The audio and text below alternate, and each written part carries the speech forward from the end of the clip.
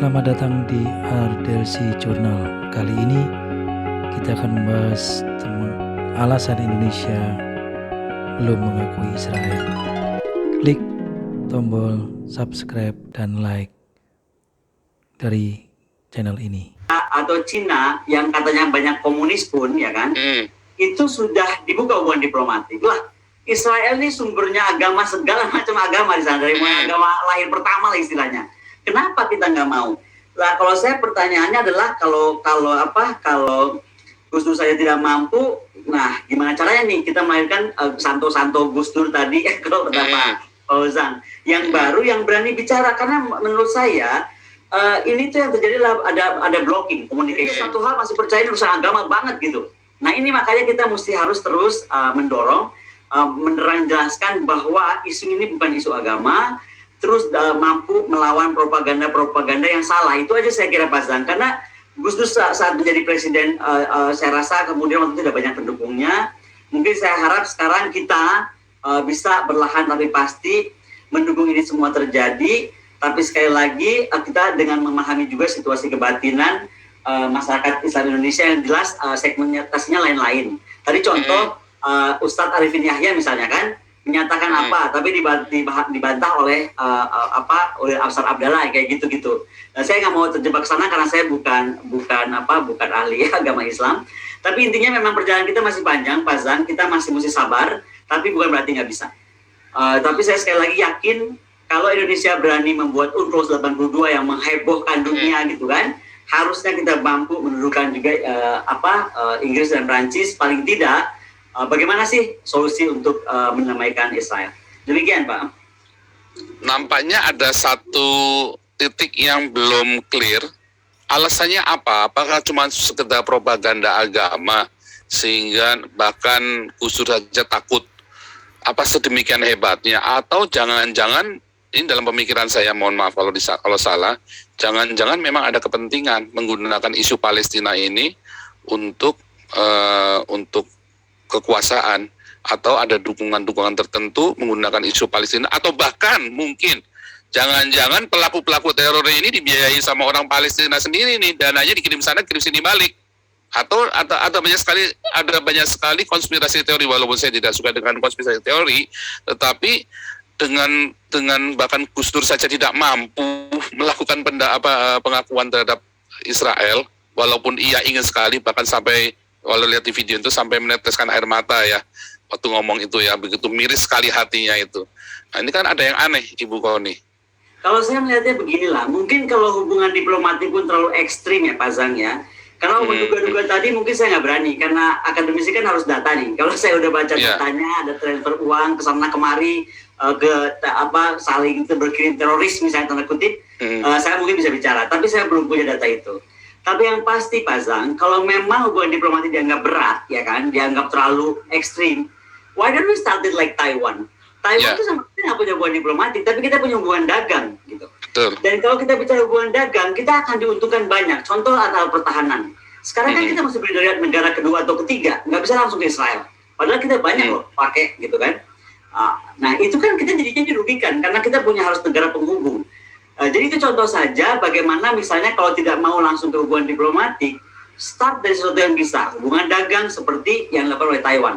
Taiwan ini sekarang udah bertahun-tahun loh Pak Zan, nggak pernah bilang dia di kantor kedutaan, tapi coba aja main-main ke kantornya, udah lebih kayak kantor kedutaan dan sudah ada di mana-mana juga gitu kantor dagangnya. Saya kira demikian Pak Zan.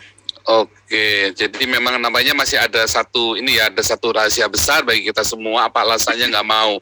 Saya kira kalau alasan ini kita tidak pernah tahu selama-lamanya, kayak Pak Jokowi saja. Mengapa tadi saya katakan Indonesia? Karena Pak Jokowi yang sudah statement dan bolak-balik, bahkan Jokowi mengutuki Israel bolak-balik lagi. Saya bilang wah ini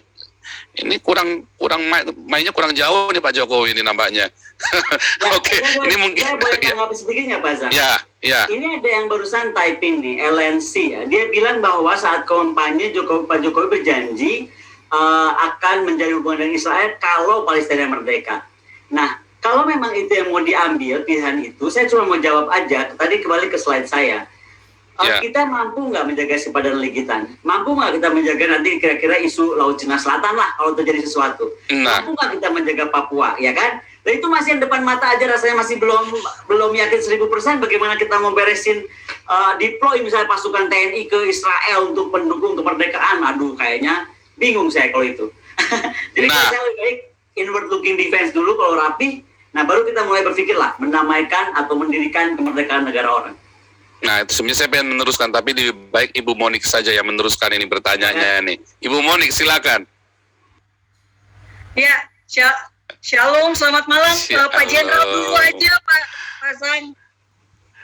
Kalau Pak Jenderal nanti, kalau Pak Jenderal selalu nanti terakhir. Pak Jenderal akan gubrak-gubrak kalau yang terakhir nanti. Nah, ini biar Ibu Monik dulu untuk tanya ke Ibu Koni.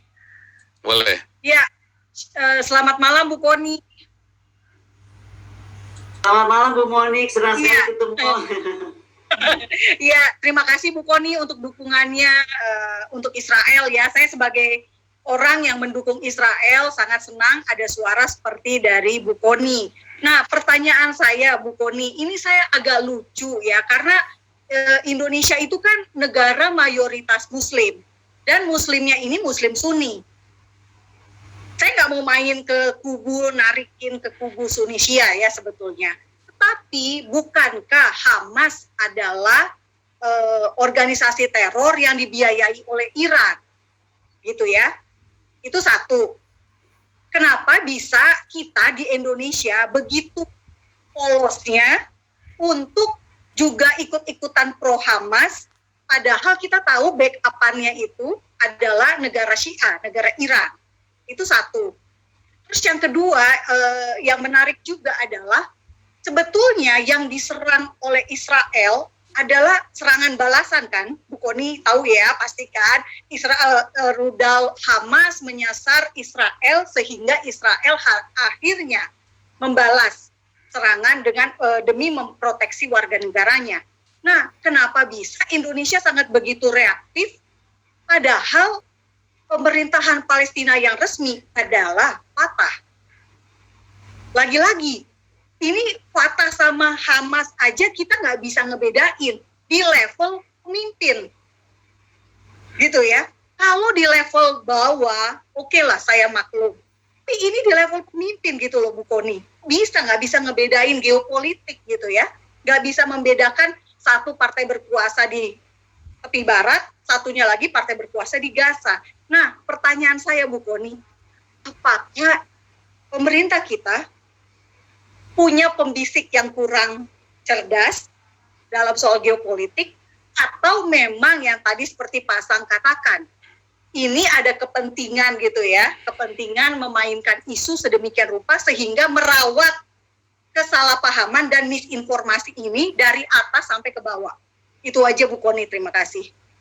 Sebenarnya saya tuh nggak dalam posisi menjawab Bu Monik loh. Saya justru mendengar paparan Bu Monik. Kenapa saya jadi menjawab Bu Monik? Justru Gini Bu Koni, soalnya gini, bukan maaf juga ya, saya lancang bertanya gini ya, kayak menjebak gitu ya bertanya. Enggak, soalnya gini, karena memang ini banyak sekali saya sendiri nggak ngerti gitu ya, kenapa bisa pemerintah kita seperti ini gitu ya. Mungkin Bapak Ibu yang mengikuti acara ini juga saya timbul pertanyaan, kenapa kok bisa ya pemerintah kita kok kayak nggak ngerti bahwa yang berkuasa itu kan Fatah gitu. Pemerintah Palestina yang Fatah kan gitu. Kenapa yang dibela tuh Hamas gitu, yang jelas-jelas lawan politiknya sih Fatah. Gitu loh. Jadi gini, Bu Monik, kalau saya melihat dari beberapa pertemuan saya membahas tentang Israel, kita itu benar-benar kita baru ngomong sepotong aja udah langsung wah udah pro Israel gitu. Jadi di kita itu malas baca, malas mengerti, apalagi mau memahami sejarah gitu kan. Jadi itu mungkin juga ada kendala. Yang kedua adalah seringkali ada anggapan Gus Dur aja, tadi juga disitu ditulis Gus Dur aja nggak jadi presiden lagi karena bela Israel. Itu kayaknya somehow di beberapa pemikiran orang tuh kayak melekat. Jadi itu Israel tuh seperti high hanging fruit, mendingan jangan disentuh lah.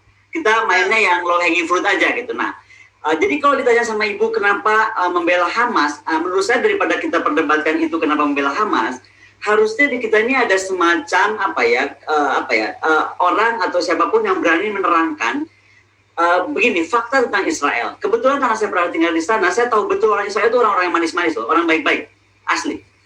Tetapi karena dia tuh memang negaranya kecil ya kan, dari lahirnya udah dikebukin terus kiri kanan, maka kemudian dia itu sensitif sekali gitu. Contoh ya, saya saat di sana tuh ada satu IDF troops hilang, perempuan. Itu tiba-tiba alarm bunyi seluruh Tel Aviv itu. Ada apa nih? Diumumkan ada satu tentara IDF perempuan hilang. Dan ibu percaya nggak? Sorenya itu ketemu itu tentara.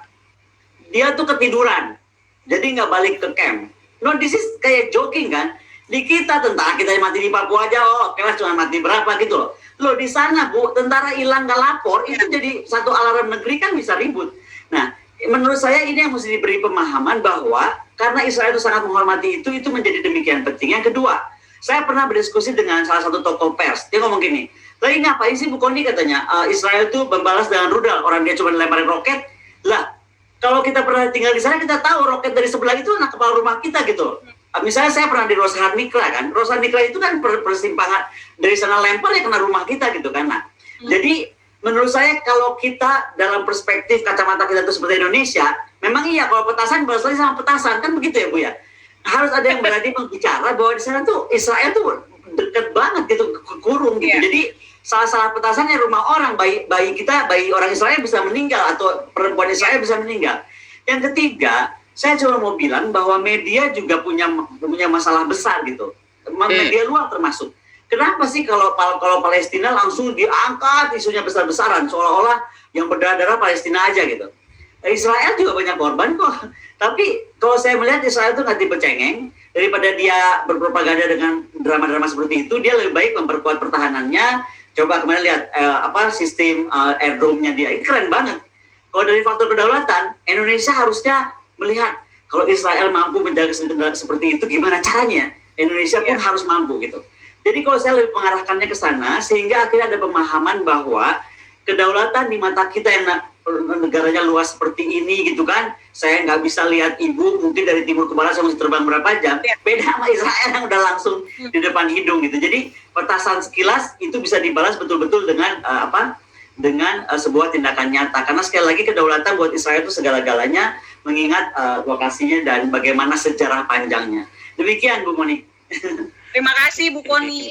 Ya, Oke, luar biasa.